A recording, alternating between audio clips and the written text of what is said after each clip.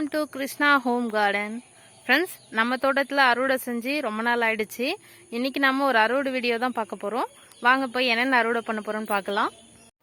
Friends, அறுவடையில் முதலாவதாக புதினாவை அறுவடை பண்ணிப்போம். நம்ம க்ரோபேக் கார்டனில் நிறைய புதினா வளர்ந்துருக்கு, நிறைய பாட்டில் வளர்ந்துருக்கு.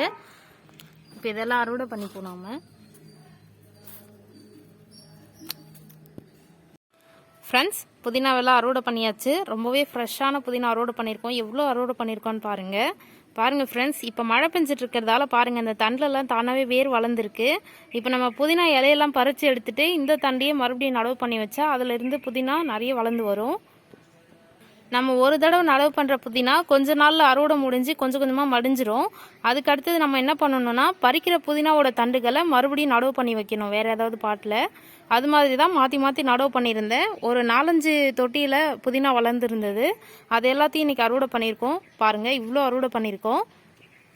பாருங்கள் ஃப்ரெண்ட்ஸ், நம்மளோட ட்ராகன் ஃப்ரூட் செடி ரொம்பவே சூப்பராக வளர்ந்து வந்துட்டுருக்கு. ஃப்ரெண்ட்ஸ், அடுத்ததாக நாம் காந்தாரி மிளகாய் பறிக்க போகிறோம். நம்ம தோட்டம் முழுக்க நிறைய காய்ச்சிருக்க மிளகா. நான் எல்லாத்தையும் பறித்து முடிச்சுட்டு உங்களுக்கு காமிக்கிறேன் எவ்வளோ இருக்குன்னு. ஏன்னா எல்லாத்தையும் பறிக்கிறத காட்டணும்னா உங்களுக்கும் டைம் ரொம்பவே போர் அடிக்கும் வீடியோவை பார்க்க. அதனால் பறிச்சுட்டு உங்களுக்கு காமிக்கிறேன். பாருங்கள் ஃப்ரெண்ட்ஸ், நம்மளோட தோட்டத்தில் இருக்கக்கூடிய காந்தாரி மிளகாய் காடு இதுதான். நிறைய செடிகள் நெருக்கமாக வளர்ந்துருக்கு. பார்க்கவே ரொம்ப அடர்த்தியாக இருக்குது பாருங்கள். இதுலேயும் நிறைய மிளகாய் இருந்தது ஃப்ரெண்ட்ஸ். 2-3 நாளாக தொடர்ந்து மழை பெஞ்சதால நிறைய மிளகாய் கீழே கொட்டி போயிடுச்சு. பாருங்கள், செடியை சுற்றி நிறைய மிளகாய் கொட்டி கிடக்குது. அதெல்லாம் பார்த்து தான் ஒன்று ஒன்றா எடுக்கணும். ஃப்ரெண்ட்ஸ், புதினாவுக்கு அடுத்ததாக காந்தாரி மிளகாய் அறுவடையும் முடிஞ்சது. இப்போ அடுத்ததாக நம்ம கத்திரிக்காய் பறிக்க போகிறோம். பாருங்கள் ஃப்ரெண்ட்ஸ், இப்போ தான் இந்த செடி நம்ம தோட்டத்துக்கு செட் ஆகி கொஞ்சம் கொஞ்சம் காய்க்க ஆரம்பிச்சிருக்கு.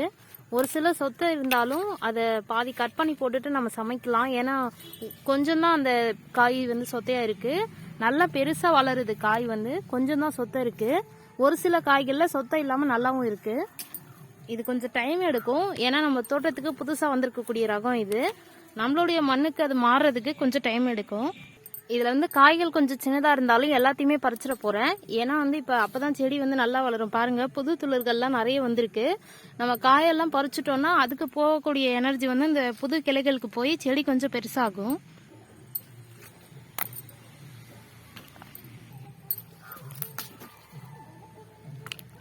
ஃப்ரெண்ட்ஸ், அடுத்ததாக வரி கத்திரி.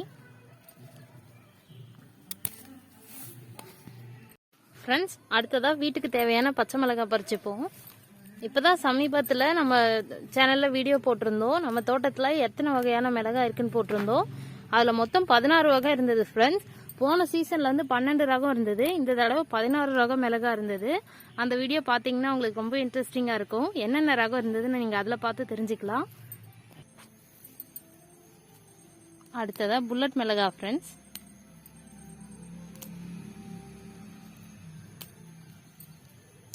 இதோட ஷேப்னால தான் இதுக்கு இந்த பேர்.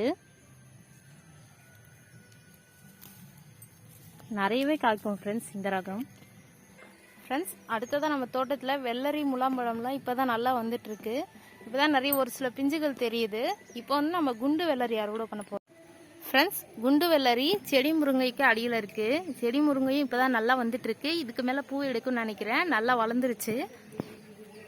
இப்போ நம்ம குண்டு வெள்ளரியை அறுவடை பண்ணிவிடுவோம். பாருங்கள், இங்கேருந்து பார்க்கும்போதே நல்லா தெரியுது. இங்கே இருக்கு பாருங்கள் ஃப்ரெண்ட்ஸ், குண்டு வெள்ளரி. கலர் மாற ஆரம்பிச்சிருச்சு. நம்ம பறிச்சிருவோம். ஏன்னா நம்ம தோட்டத்தில் நிறைய கோழிங்க இருக்குது. இவங்கெல்லாம் அதை பார்த்தாங்கன்னா காலி பண்ணிடுவாங்க. ஏன் சொல்கிறேன்னா, இங்கே பப்பாளி மரம் இருக்குது ஃப்ரெண்ட்ஸ். நான் நேற்று தான் இதை பார்த்தேன். இந்த பப்பாளி காயை கொஞ்சம் காவாட்டமாக இருந்தது. நாளைக்கு பறிச்சிக்கலான்னு விட்டேன். பாருங்கள், அதுக்குள்ளே அணில் காலி பண்ணிடுச்சு. நம்ம தோட்டத்தில் பழங்கள் எல்லாமே அணில் சாப்பிட்டது போக மீதியாக தான் நம்மளுக்கு கிடைக்கும். இது மட்டும் இல்லை, ராம் சீதாவும் அப்படிதான். அவங்க சாப்பிட்டது போக மீதி தான் நம்மளுக்கு.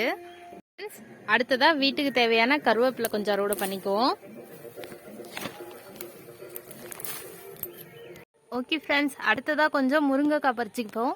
ரொம்பவே உயரத்தில் இருக்குது. நான் பறிச்சுட்டு காட்டுறேன் உங்களுக்கு. பறிச்சிட்டேன் ஃப்ரெண்ட்ஸ். ஒரு கிளையா, சின்ன கிளையா இருந்தது, உடைச்சிட்டேன்.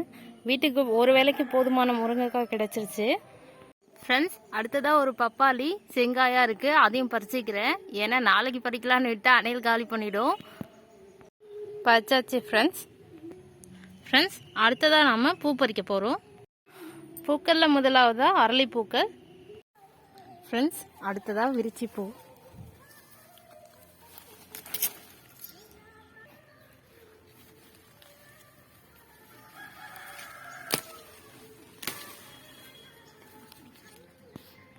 ஃப்ரெண்ட்ஸ், அடுத்ததா ரோஜா.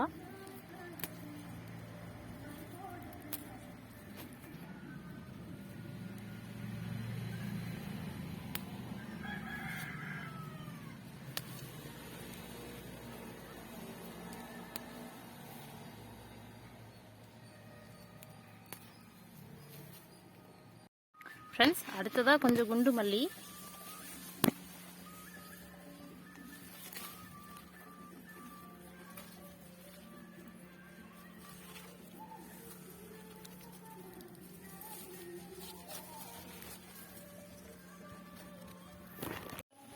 ஓகே ஃப்ரெண்ட்ஸ், இன்றைக்கி அறுவடை ரொம்ப சூப்பராக நடந்து முடிஞ்சது.